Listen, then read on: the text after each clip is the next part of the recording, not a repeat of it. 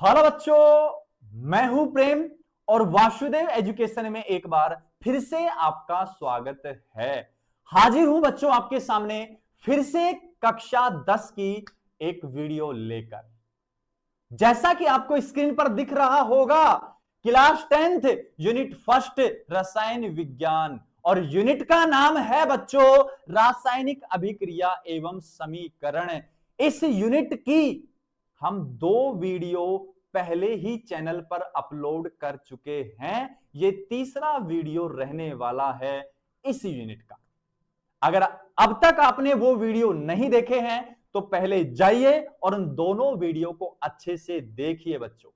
जब वो दोनों वीडियो आप देखोगे तो अब जो कंटेंट मैं आपको समझाऊंगा, अब जो मैं चैप्टर आपको समझाऊंगा, वो आपको बिल्कुल शानदार तरीके से समझ आ पाएगा।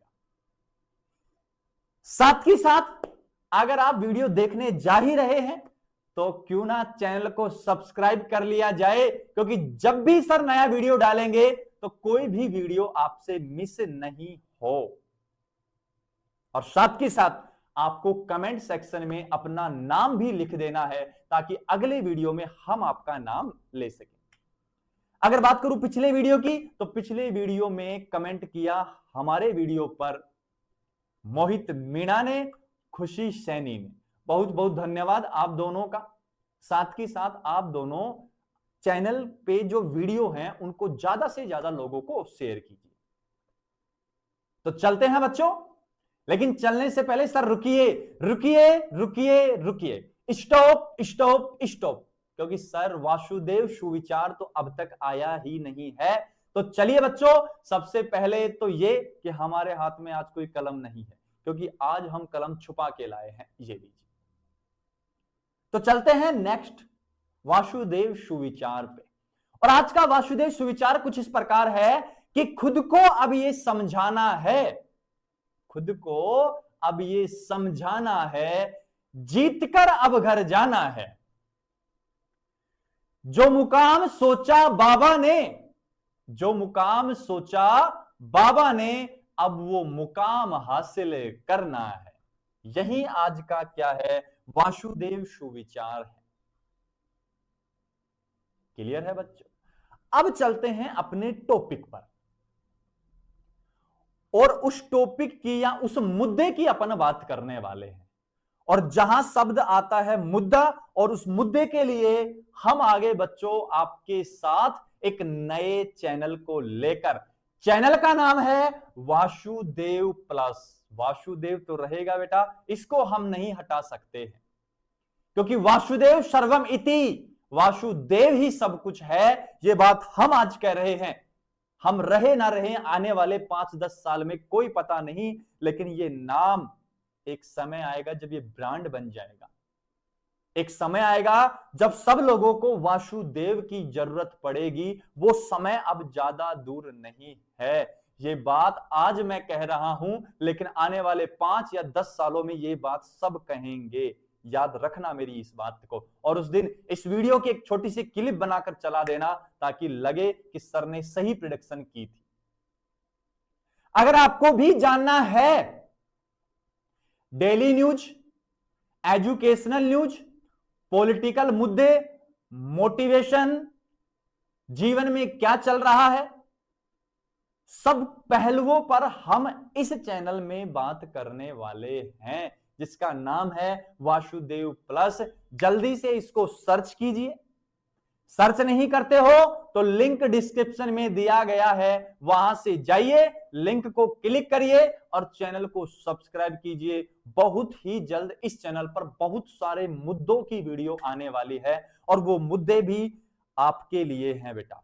हमने आपके लिए बनाए हैं। आने वाले 5 साल में क्या होने वाला है शिक्षा में, उन सबको सोचकर बनाए गए हैं। अगर आज जाग जाओगे तो कल को बेहतर जी लोगे। ये विजन रखा है हमने वासुदेव प्लस पर। तो जल्दी से जाइए, चैनल को सब्सक्राइब कीजिए। आगे बढ़ते हैं, और आगे बढ़ते हैं अपने मेन टॉपिक पर। और मेन टॉपिक क्या था, बात को समझो। पिछले वीडियो की अगर बात करूं तो पिछले वीडियो में मैंने बात की थी रासायनिक अभिक्रिया की, और रासायनिक अभिक्रिया में कहा था एक या अधिक पदार्थ मिलकर एक या अधिक नए पदार्थों का निर्माण करते हैं। और उसके लिए मैंने कुछ एग्जाम्पल लिखे थे और वो एग्जाम्पल कुछ इस प्रकार थे। Carbon plus oxygen, carbon plus oxygen मिलकर क्या बनाएंगे प्यारे बच्चों, कार्बन डाइऑक्साइड। क्या बनाएंगे बेटा, कार्बन डाइऑक्साइड बनाएंगे ये। या दूसरा अगर एग्जांपल लिखूं तो वो था हाइड्रोजन प्लस ऑक्सीजन, ऑक्सीजन बेटा। और अब ये मिलकर थे जल बनाते थे। सर ये कहानी तो ठीक है सर, ठीक है आपकी बात मान, आप बड़े हो तो आपकी बात मान रहे हैं, लेकिन ये तो बताइए कम से कम कि रासायनिक अभिक्रिया का वास्तविक अर्थ क्या है, वास्तविक अर्थ क्या है, ये बात आप करो सर तो ज्यादा अच्छा रहेगा। सर हमें कैसे पता लगेगा कि कोई रासायनिक अभिक्रिया हुई भी है अथवा नहीं हुई है, इस बात की जानकारी हम कहां से ले, वो तो आप बताइए ना कम से कम। तो चलिए बच्चों हम बात करते हैं, आपकी बुक में, आपकी किताब में एक क्रियाकलाप दिया हुआ है और वो क्रियाकलाप है बच्चों क्रियाकलाप 1.1। आप चाहो तो आप बुक में देख सकते हैं। हमने पहले भी कहा था बच्चों हम कंप्लीट एनसीईआरटी को पढ़ाएंगे बेटा, ताकि आप बोर्ड में 100/100 बेटा ये टारगेट रखा था हमने, 100/100 ये टारगेट रखा है हमने। और जो जो स्टूडेंट मेरे साथ जुड़े हुए हैं सभी स्टूडेंट का यही टारगेट होना चाहिए कि 100/100 लाने हैं, क्योंकि प्रेम आपके साथ है, प्रेम सर आपके साथ खड़े हैं। क्रियाकलाप 1.1 में सबसे पहले मैं आपको क्या कह रहा हूं, आवश्यक सामग्री चाहिए बेटा। अरे बेटा किसी भी काम को करना है, जैसे मान लो आपको घर पे खाना बनाना है, रोटियां बनानी, अरे रोटियां तब बनाएंगे जब उसके लिए कोई आवश्यक सामग्री होगी। अरे उसके लिए आटा चाहिए, उसके लिए पानी चाहिए, नमक भी चाहिए, तब जाके बेटा कहीं आप रोटी बना सकते हो। तो किसी भी क्रियाकलाप को, किसी भी प्रयोग को करने से पहले क्या चाहिए, आवश्यक सामग्री चाहिए बच्चों। सामग्री होगी तब कहीं जाके काम हो पाएगा। अब वो आवश्यक सामग्री क्या क्या है, एक बार कैमरा देख लेता हूं बेटा, माइक भी देख लेता हूं ठीक है कि नहीं, ठीक है सब कुछ ठीक है। नेक्स्ट अगर बात करूं सामग्री में तो सुनो, 2 सेंटीमीटर लंबे मैग्नीशियम रिबन की आवश्यकता है। अब रिबन क्या है, रिबन एक तार टाइप से है बेटा, जो हमने आपको स्क्रीन पर दिखाया है कि ये मैग्नीशियम का रिबन है, रिबन है। ये फोल्ड हो रहा है, ऐसे फोल्ड हो रहा है। दूसरा आवश्यक सामग्री कौन है, रेगमाल। कभी बेटा आपकी साइकिल पंक्चर नहीं हो जाती थी, और जब आप पंक्चर हो जाती थी तो आप किसी भैया के पास जाते थे या किसी अंकल के पास जाते थे जो पंक्चर सुधारता है, तो वो क्या करता, जहां पंक्चर होता था ना वहां रेगमाल के ऐसे गस्से लगाया करता था। उसी रेगमाल को है बेटा, रेगमाल है, कुछ किया गया है, रेगमाल है। फिर बात करो बेटा लानी है, चिमटी लानी है, और चिमटी कुछ इस प्रकार की होती है और केमिस्ट्री की भाषा में इसको कहते हैं बेटा टोंग। क्या कहते हैं, टोंग कहते हैं, जीभ वाली टोंग नहीं, ये टोंग है, टोंग टोंग बाजे टोंग टोंग बाजे, वो वाला टोंग है, ठीक है। नेक्स्ट अपने पास है लैंप या बर्नर। तो इन दोनों में फर्क क्या है, इसमें तो बेटा एल्कोहल डाल के और जला लेते हैं, जैसे चिमनियां नहीं होती थी, एक धागे की बत्ती डालते थे, कैरोसिन डालते थे, जल जाता था, तो कैरोसिन वहां काम कर रहा है स्पिरिट का। लैंप का मतलब वो मोमबत्ती वाला, लेकिन इस बार स्पिरिट की जगह एथिल अल्कोहल डाल देते हैं, काम आ जाता है अच्छे से बेटा। बर्नर को चलाते हैं हम गैस की सहायता से, जो यहां दिया गया है। और आजकल अत्याधुनिक लैब जो हो गई हैं, सारी अत्याधुनिक है बेटा, हम जहां पढ़ते हैं सभी अत्याधुनिक है, उन सभी में इस प्रकार के लैंप का प्रयोग किया जाता है। ये देखो ये आ रही है, ये गैस पाइपलाइन है बेटा। क्लियर है यहां तक बात? लास्ट अगर बात करूं तो वो क्या है, वोच गिलास है। मतलब गिलास की एक ट्रे होती है बेटा, छोटी ट्रे, वो ये रही, उसको यहां समझाया मैंने। तो आवश्यक सामग्री क्या क्या है, रिपीट करेंगे सब लोग एक साथ। कॉपी पेन लेके बैठा करो, यहां कोई भंडारे में नहीं आए, भंडारे में पत्तल लेनी पड़ती है, यहां आप कम से कम कॉपी पेन तो रखो। मैग्नीशियम रिबन चाहिए 2 सेंटीमीटर चाहिए, चिमटी या बर्नर चाहिए, वो तो सब ले लिए अपन ने, सब ले लिए बेटा, ये लो। आगे क्या करना है वो सुनो, क्या करना है देखो इधर, सबसे पहले सीखो। ये तो बेटा वैसे कोई परत है, या फरस लगा सकते हो, फरस है जहां बैठ के अपन प्रयोग कर रहे हैं, ठीक है। ये मेरा हाथ बेटा, ये तुम्हारा लगा लो। काम के पीछे किसका हाथ है, इस काम के पीछे सर का हाथ है, तो मैं लिखूंगा इस काम के पीछे किसका हाथ है, का हाथ है, ठीक है। आगे सुनो, ये जो है ना बेटा, ये आपके पास है वही वोच गिलास जो पीछे समझाया था, वोच गिलास है ये, ठीक है। रेड रेड ज्यादा दिखेगा, देखना चमकेगा। ये मेरा हाथ हो गया, ये वोच गिलास हो गया। भी आपका हाथ लगा दूं, प्यारे बच्चों का हाथ, प्यारे बच्चों का हाथ है, क्योंकि ये प्रयोग मैं अकेला नहीं कर सकूंगा, तो इस प्रयोग में और मुझे आगे बढ़ने में मेरे बच्चों का साथ चाहिए, तो प्यारे बच्चों का हाथ ये है बेटा आपके पास बर्नर, बर्नर ये है बेटा आपके पास जो कह रहे थे टोंग या चिमटी। और ये जो बच गया ना बेटा, ये वाला है मैग्नीशियम, मैग्नीशियम रबर है, रबर है, ठीक है। सर रेगमाल नहीं आया, अरे रेगमाल का क्या करना है, करेगा क्या, ध्यान से समझ जो मैं कह रहा हूं। लगभग देख बेटा, लगभग ज्यादा ले तो अच्छी बात है, 2 की जगह 4 ले ले सेंटीमीटर, कोई दिक्कत नहीं है। लगभग 2 सेंटीमीटर लंबे मैग्नीशियम रिबर को, मतलब उसमें से मैग्नीशियम रिवर को अपन काट लेंगे, वो काफी बड़ा था, काट लेंगे और काट के उसको रेगमाल से रगड़ कर साफ करेंगे। रेगमाल से उसको रगड़ के, जैसे वो पेंचर वाले भैया पेंचर को रगड़ते, ट्यूब को रगड़ते थे, ऐसे रेगमाल से रगड़ कर मैग्नीशियम को साफ कर लेंगे। पहली बात, ठीक, मैग्नीशियम साफ होगी।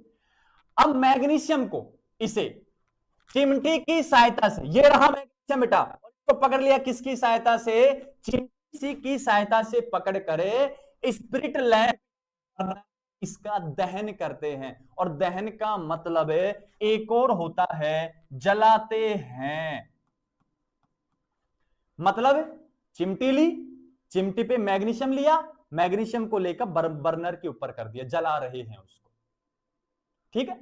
अब जलेगा तो जब भी कोई जलता है तो राख बन जाती है। वो डायलॉग सुना कि जली को राख कहते हैं, भुजी को आग कहते हैं, या जली को आग कहते हैं, भुजी को राख कहते हैं, उल्टा बोल दिया हमने, ठीक है।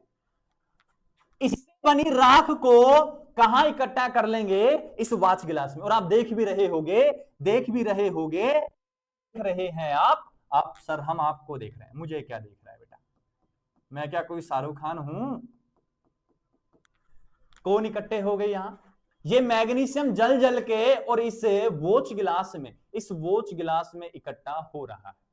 हो जाने दो सर, ये प्रयोग किया बेटा आपने कि मैग्नीशियम के रिबन को आपने रेगमाल से रगड़ कर साफ कर और उसको बर्नर के ऊपर रखकर जला लिया, और जो राख बची उसको इकट्ठा कर लिया गंगा में बहाने के लिए, नहीं बेटा परिप्रेक्षण करने के लिए, चेक करना है। प्रेक्षण का मतलब होता है बेटा कि आपने क्या देखा वहां पे, क्या पाया आपने क्या पाया, कि मैग्नीशियम रिबन वायु की उपस्थिति। अब वायु कहां है सर? अरे बेटा ये प्रयोग तू वायुमंडल में कर रहा है और वायुमंडल में 21% ऑक्सीजन नहीं है क्या? अरे है कि नहीं है? तो वही ऑक्सीजन तो है, वायु की उपस्थिति में दहन किया जाता है, मतलब वायु की उपस्थिति में जलता है। और आपको पता है किसी भी वस्तु को जलाने के लिए ऑक्सीजन चाहिए, वायु चाहिए। हाँ कि ना? हाँ कि ना बेटा? कंफर्म है? आगे देख।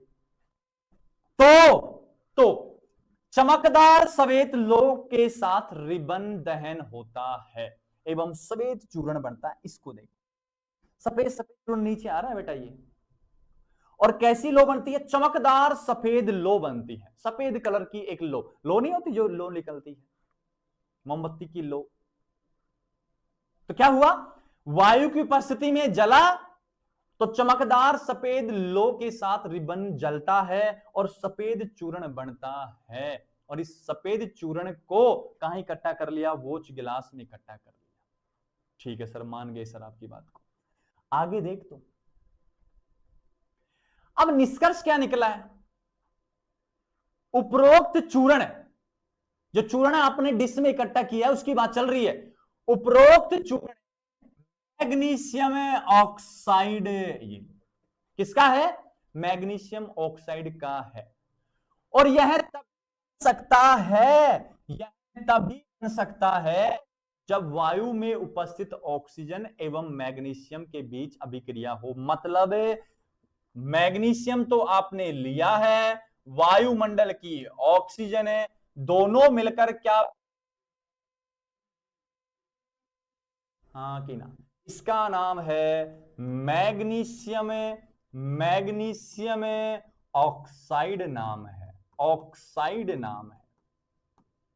और ये मैग्नीशियम ऑक्साइड तभी बनेगा जब मैग्नीशियम में कौन सी ऑक्सीजन? वायुमंडल की, वायुमंडल की क्या है? ऑक्सीजन। और इसके साथ क्या करे बच्चों? क्या करे? क्रिया। और हम समझ क्या रहे थे वो बेटा? हम यही समझ रहे थे कि वास्तव में अभिक्रिया का मतलब क्या है, हमें कैसे पता लगेगा कि अभिक्रिया हुई है या नहीं हुई है। तो बच्चों आपको पता लगा, कैसे पता लगा? कि जब मैग्नीशियम को आपने जलाया तो उसने वायुमंडल की ऑक्सीजन के साथ क्या की? अभिक्रिया की। और अभिक्रिया करके ही क्या बनाया? Magnesium oxide. और यही मैग्नीशियम ऑक्साइड कैसा चूर्ण? सफेद चूर्ण होता है। और यह सफेद चूर्ण तभी बन सकता है जब कोई क्या होगी? अभिक्रिया होगी। स्पष्टीकरण ले बेटा क्रियाकलाप 1.1 का। सावधानी क्या रखनी है? देखो, उपस्थित ऑक्सीजन का, ऑक्सीजन क्या हो? अभिक्रिया हो, कहा है ना। अब सावधानी ले बेटा, सावधानी ले। सावधानी क्या करनी है कि जब मैग्नीशियम रिबन का दहन करो तो उसे अपनी आंखों से दूर रखो। क्यों रखना है? क्योंकि अभी मैंने कहा है कि उसमें सफेद कलर की चमकदार लो निकलती है। और जब किसी में चमक निकलती है ना बेटा, तो उसका कोई पता नहीं है कि कब आंखों तक आ जाए वो। मतलब यहां तक जल रहा है, कब वो यहां तक पहुंचे, यहां तक पहुंचे, तो आंखों में लग सकता है, दिक्कत हो सकती है। आंखों से दूर रखना है। प्रयोग करते समय आप चश्मे का प्रयोग कीजिए। लैब में जाओगे, प्रयोगशाला में, वहां चश्मे होते हैं। तो बच्चों ये पहला क्रियाकलाप था आपकी कक्षा 10 की बुक का, क्रियाकलाप 1.1, जो यह निर्धारित करता है कि अभिक्रिया हुई है। रिपीट करूं फिर से, रिपीट करूं फिर से, रिपीट करूं फिर से। मैग्नीशियम को जब आपने जलाया है तो जलाने के लिए ऑक्सीजन चाहिए। ऑक्सीजन उसने वायुमंडल से ली, तो लिखा है वायुमंडल की ऑक्सीजन। दोनों ने मिलकर क्या बनाया? सफेद चूर्ण। और ये सफेद चूर्ण क्या है? Magnesium oxide. ये तभी बन सकता है जब क्या हुई होगी? अभिक्रिया। बिना अभिक्रिया ये कभी भी नहीं बन सकता है। उम्मीद है ये वाला वीडियो आपके काम आने वाला है और अच्छे से समझ आएगा। आपको जाते जाते क्या करना है? कमेंट सेक्शन में बता के जाना है कि समझ आया या नहीं। साथ के साथ चैनल को सब्सक्राइब करके, लाइक करके और बेल आइकन को प्रेस करके जाना है। मिलते हैं कल नेक्स्ट वीडियो में क्रियाकलाप 1.2 को लेकर। उसको भी सेम तरीके से, सेम कॉन्सेप्ट वाइज, बिल्कुल सिंपल वे में आपको समझाऊंगा। तब तक के लिए आप पढ़ते रहिए, मौसम में थोड़ा बच के रहिए, आनंद लीजिए बारिश का, कोई दिक्कत नहीं है, लेकिन बच के रहिए, बीमार ना हो जाओ, स्कूल में दिक्कत हो जाएगी, फिर आप 2 4 5 10 लोगों से पिछड़ जाएंगे। क्लियर है बच्चों?